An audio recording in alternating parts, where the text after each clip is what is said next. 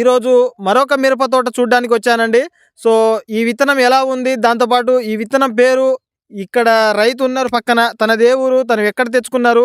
మన ఈ తోటలో వైరస్ ఉందా? దాంతో పాటు బ్లాక్ థ్రిప్స్ సమస్య ఇంతవరకు ఏ విధంగా సాగు చేసి ఇంతవరకు తీసుకొచ్చారనేది పూర్తి సమాచారం రైతన్న మాటల్లోనే తెలుసుకుందాము.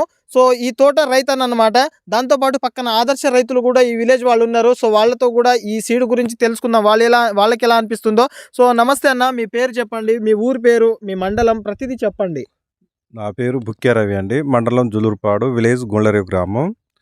DCS సీడ్స్ వారి గరుడ 666 ఇది నేను వేసింది. ఓకే అన్న. ఇప్పుడు మీకు ఎలా అనిపిస్తుంది ఈ తోట?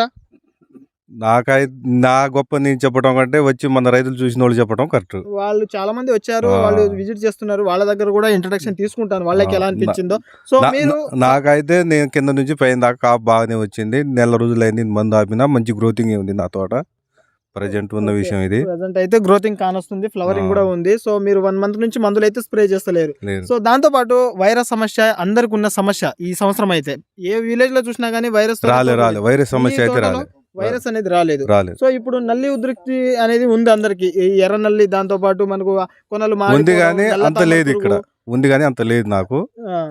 దాంతో పాటు ఈ ధన క్రాప్ సైన్స్ వాళ్ళది గరుడ 666 అనే విత్తనాన్ని మీరు ఎక్కడ తీసుకున్నారు? సుయార్ నగర్ రెడ్డి గారి షాప్ లో తీసుకో.